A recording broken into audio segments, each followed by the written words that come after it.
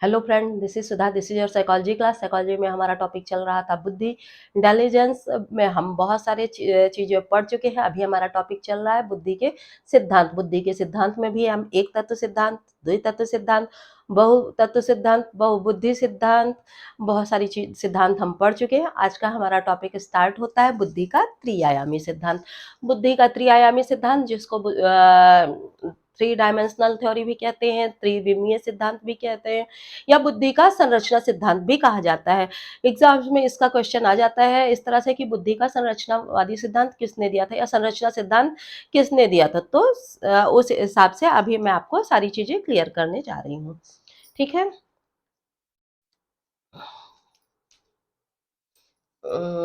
इसके प्रतिपादक बुद्धि का, इसको हम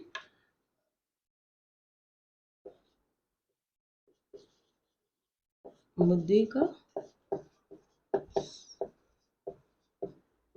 संरचना सिद्धांत भी कहते हैं। ठीक है। ठीक, इस सिद्धांत के प्रतिपादक कौन थे? इसके प्रतिपादक जेपी गिलफोर्ड यानी कि जॉय पॉल गिलफोर्ड थे। ठीक है। उन्होंने इस सिद्धांत को 1967 में दिया। कहाँ के थे? यूएसए के। ठीक, इतनी बातें क्लियर? कोई दिक्कत? कोई दिक्कत आपको नहीं होनी चाहिए।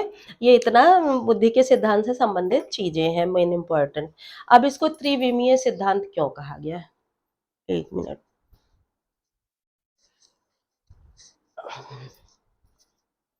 Sketch pen. हाँ, इसमें बुद्धि के तीन विमाओं के आधार पर बुद्धि को बताया गया था। बुद्धि का जब ये त्रिविमीय सिद्धांत आया तो ये सबसे महत्वपूर्ण सिद्धांत माना जाता है, सबसे अच्छा सिद्धांत माना जाता है। क्योंकि ये सिद्धांत जब आया तो बुद्धि का एक तत्व सिद्धांत, बुद्धि को एक तत्व के आधार पर बुद्धि बताई गई थी। बुद्धि में फिर बताया गया उसके बाद की बुद्धि दो तत्वों से मिलकर बनी है, फिर बहुतत्वों से भी मिलकर बनी है, फिर बहुबुद्धि सिद्धांत, बहुत सारी बुद्धियां काम करती हैं। इस तरह के सिद्धांत बहुत सारे आए। उनके बाद जब गिलफोर्ड महोदय ने बुद्धि का त्रिआयामी सिद्धांत दिया तो कह सकते हैं कि सबकी बोलती बंद हो गई। बोलती बंद इन द सेंस, ये सिद्धांत काफी महत्वपूर्ण, काफी अच्छा माना जाता था।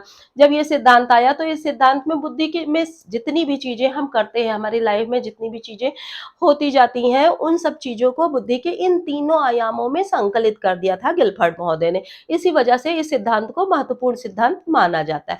अब उनकी तीनों विमाएं कौन कौन सी हैं? त्रिआयामी या त्रिविमीय इसको कहा जाता है।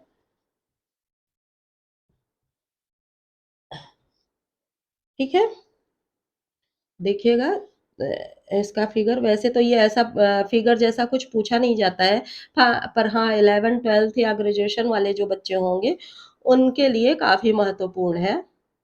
बाकी लोगों के लिए तो ये है कि इसके नाम अलग अलग नहीं पूछे जाते हैं, अदरवाइज काम तो आता ही है।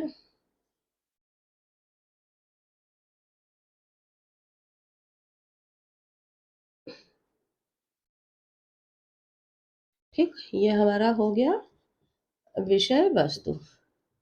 तीनों विमाओं में एक विमा हो गया विषय वस्तु यानी कि कंटेंट। ठीक,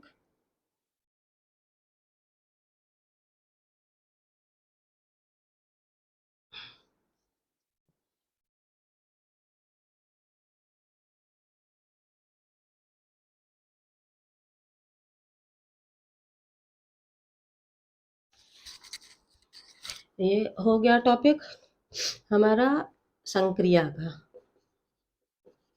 संक्रिया, जिसको हम क्या बोलते हैं? ऑपरेशन। ठीक, तीसरा पार्ट हो गया उत्पाद, जिसको क्या कहा जाता है? प्रोडक्ट। ठीक, जिसको आप कॉप के नाम से जान सकते हैं। C for content, O for operation, P for product. ठीक है, इस तरह से आप शॉर्टकट बना के भी याद कर सकते हैं। ठीक है, अब ये हो गई हमारी तीनों बीमाएं जिनके आधार पर हमारी बुद्धि कार्य करती है। ठीक है, पहली इन तीनों बीमाओं में पहला हम देखते हैं ऑपरेशन स्टार्ट होता है हमारा। ऑपरेशन कैसे होता है? जैसे हम इसको इस तरह से आपको बताती चलती हूँ कि आपको याद भी हो जाए। ऐसे तो एग्जाम में इसके अलग अलग नाम पूछे नहीं जाते हैं, पर याद होना आपको जरूरी है या आना भी तो जरूरी है। पहला हमारा होता है संज्ञान, यानी कॉग्निशन में जब कोई समस्या आती है तो हम उसको अपने संज्ञान में लेते हैं कि हाँ, एक प्रॉब्लम हमारे सामने आ गई, ठीक। फिर उसके बाद जब प्रॉब्लम आ गई तो हम उसको अपनी स्मृति में धारण करते हैं।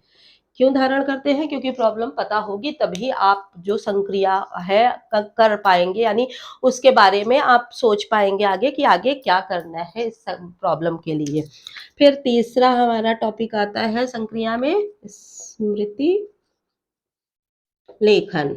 हम उसको अपने माइंड में लिख लेंगे, मतलब फीड कर लेंगे, जहां कहीं भी जाएंगे उसके सॉल्यूशन के बारे में प्रयास करते रहेंगे, चीजें सोचते रहेंगे, ठीक। अगला हमारा पॉइंट आ जाएगा देन अभी सारी चिंतन, ठीक, यानी कि कन्वर्जेंट थिंकिंग, ठीक है। हम एक दिशा में सोचना करें शुरू करेंगे, अभिसारी चिंतन मतलब एक जगह हम दिमाग लगा के सोचना, उस प्रॉब्लम का शॉर्ट आउट ढूंढना शुरू करेंगे। फिर हम हमारी प्रॉब्लम, हम उस प्रॉब्लम पे काम करते हुए अपसारी चिंतन करेंगे। अपसारी चिंतन यानी कि divergent thinking. Divergent thinking start होगी हमारी। डाइवर्जेंट थिंकिंग मतलब हम चारों दिशाओं में सोचना शुरू करेंगे कि हम यहाँ जाए इस प्रॉब्लम की सॉल्विंग के लिए, ये यहाँ जाए वहाँ जाए, ये करें वो करें, मतलब हमारे पास तरह तरह की सृजनात्मकता सूझेगी हमें, ठीक है। देखिए, ये मैं आपको इसलिए बता रही हूँ, एग्जाम में क्वेश्चन आते हैं कि इसमें संक्रिया में किस तत्व में, संक्रिया के किस तत्व में व्यक्ति में सृजनात्मकता आती है, तो वो हमारा अपसारी चिंतन है। कई बार ऐसे भी क्वेश्चन आते हैं कि अभिसारी चिंतन और अपसारी चिंतन में किसमें सृजनात्मकता पाई जाती है, तो अपसारी चिंतन ऐसा होता है, डाइवर्जेंट थिंकिंग की हम चारों दिशाओं में सोचते हैं तो उसमें सृजनात्मकता पाई जाती है। अब इसको एक तरह से हम इस तरह भी सोच सकते हैं कि मान लो संज्ञान में हमारे एक समस्या आई, कोरोना अभी बीमारी आई हुई थी रिसेंट में, तो कोरोना बीमारी आई, हमने संज्ञान में लिया कि ये बीमारी अभी आई है, वो इससे पहले 1920 1820 में ऐसे ऐसे बीमारियां आती गई थी, उस पर हमने काम किया था। फिर उसको हमने स्मृति में धारण किया, फिर स्मृति में उसको फीड कर लिया कि हम कहीं जाएंगे किसी को छुएंगे नहीं, कोई सामान नहीं छुएंगे, सैनिटाइजर यूज करते रहेंगे, ऐसी चीजें। फिर हमने अब अभिसारी चिंतन स्टार्ट किया कि इसको कैसे मिटाया जाए। एक फील्ड में सोचना शुरू किया कि इन इन चीजों से बचाव करें, हम अनुलोम विलोम करते रहें, ये करें वो कर, एक दिशा में हमने सोचना शुरू किया। फिर जब हमने उसे हमको प्रोडक्ट नहीं मिला, फिर हमने अपसारी चिंतन स्टार्ट किया कि चारों दिशाओं में सोचना शुरू किया कि ये प्रॉब्लम आए ही ना, कहाँ से आई है, इसको जड़ से कैसे खत्म किया जाए, इसको जिसको हो गया है उसको कैसे ठीक किया जाए और लोगों में फैलने ना पाए, उसको रोकने के लिए क्या क्या प्रयास किए जाए, इसका ट्रीटमेंट कैसे हो, तरह तरह की चीजें। तो वो अब सारी चिंतन में आती है जो लोगों ने स्टार्ट किया। फिर उसके बाद सबसे आखिरी नंबर हमारा आता है मूल्यांकन का। फिर उसके बाद हम मूल्यांकन करते हैं कि हमने कौन कौन सी दिशा में कार्य किए और कौन कौन से कार्य हमारे सार्थक हुए थे, उसका हम मूल्यांकन करते हैं। तो इस तरह से हमारा संक्रिया का तत्व बुद्धि में संक्रिया ऐसे चलती है, ठीक है। अब हमारा दूसरा देखते हैं विषय वस्तु।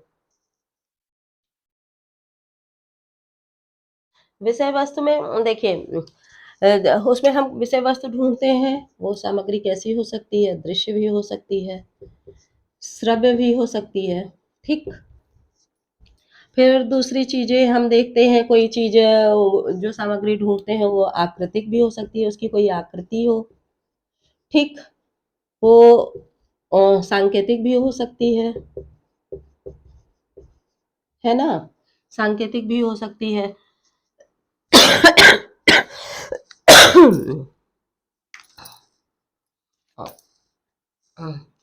फिर अम, शाब्दिक भी हो सकती है, शाब्दिक भी हो सकती है वो जो विषय वस्तु उसकी हो। और इसके अलावा कैसी हो सकती है, वो व्यवहारगत भी हो सकती है, ठीक है, जो हमारा कंटेंट होता है वो इतने तरह से हो सकता है। ठीक है, इसके बाद आता है नंबर प्रोडक्ट का, यानी उत्पाद का। जब हम किसी संक्रिया पे कार्य करते हैं, हम उन चीजों को, कंटेंट को लेते हुए, तो बहुत सारे उत्पाद निकलते हैं। उत्पाद कैसे निकल सकते हैं? वो कोई इकाई के रूप में भी उत्पाद हो सकता है, किसी वर्ग के रूप में भी हो सकता है, किसी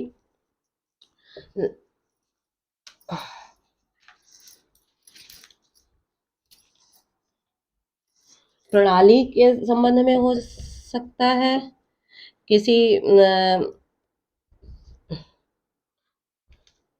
तत्व के संबंध में हो सकता है, किसी के निहितार्थ हो सकता है। ठीक है, इस तरह की ये उत्पाद उसमें आ सकते हैं। तो कुल मिला के जब हम इसके बारे में अध्ययन करेंगे, इन चीजों को देखेंगे, तो हम पाएंगे कि इन्होंने बुद्धि को, जब बुद्धि का त्रिआयामी सिद्धांत दिया, तो 3 पार्ट में, 3 आयामों में बुद्धि के जो एलिमेंट्स यूज होते हैं उनको समाहित कर दिया। और टोटल इन तीनों एलिमेंट, जो जो तीनों इसकी तीनों विमाएं हुई, उन तीनों विमाओं में, एक विमा में 6, दूसरी में 5 और तीसरी में 6, कुल मिला के 6 5 जा 30, 36 जा 180, 180 तत्वों को इन्होंने समाहित कर लिया, जो हम बुद्धि के तत्व में ज्यादातर यूज करते हैं। एक ये रूपांतर छूट गया, सॉरी। तो इतनी चीजें इन्होंने बताई कि बुद्धि में समाहित होती हैं। ठीक है, तो इस तरह से हम देखते हैं कि बुद्धि का जो ये सिद्धांत आया, त्रिविमीय सिद्धांत, इस त्रिविमीय सिद्धांत में गिलफर्ड महोदय ने बुद्धि के सारे तत्व समाहित कर लिए थे, कोई भी चीज कहीं से भी नहीं छूट रही थी, और जो भी संक्रियाएं होती हैं, जो भी बुद्धि जिस तरह से हमारा फ्रेमवर्क करती है, वो सारी चीजें इसमें इंक्लूड हो गई थी। तो इस तरह से यह बुद्धि का महत्वपूर्ण सिद्धांत माना जाता था। बहुत दिनों तक इस सिद्धांत के विपक्ष में कोई भी मनोवैज्ञानिक नहीं खड़ा हुआ, किसी ने भी बुद्धि के इस सिद्धांत को नकारा नहीं। हाँ, कुछ कमियां सब में आती हैं, तो कुछ कमियों को इसमें उजागर करते हुए बाद में गार्डनर महोदय का सिद्धांत आया था, जिसको आज भी अच्छा माना जाता है। पर यह सिद्धांत भी काफी हद तक सबसे महत्वपूर्ण और सबसे उपयोगी सिद्धांत माना जाता था। इससे एग्जाम में क्वेश्चन भी पूछे जा सकते हैं कि तीनों बीमाएं कौन कौन सी हैं, उन बीमाओं में ये ज्यादा महत्वपूर्ण नहीं है। प्रोडक्ट तो कई कई तरह से हो सकते हैं, तो प्रोडक्ट ज्यादा महत्वपूर्ण नहीं है। कंटेंट और संक्रिया, खास तौर से संक्रिया जो ऑपरेशंस होते हैं, उनसे रिलेटेड क्वेश्चन आते हैं। जितना मैंने आपको बताया उससे बाहर कहीं नहीं आएगा, उतने से ही आएगा। आप नोट्स जरूर बनाते रहिएगा। ठीक है, तो इनसे ही रिलेटेड क्वेश्चन आते हैं, इसको आप ध्यान दे दीजिएगा, नोट्स भी बनाते रहिएगा। ठीक है, अगर किसी तरह का कोई और डाउट्स है, कोई प्रॉब्लम है, तो आप कमेंट सेक्शन में जरूर डालिए। वीडियो पसंद आया है तो लाइक, सब्सक्राइब, शेयर जरूर करें। मिलते हैं नेक्स्ट वीडियो में, तब तक के लिए धन्यवाद।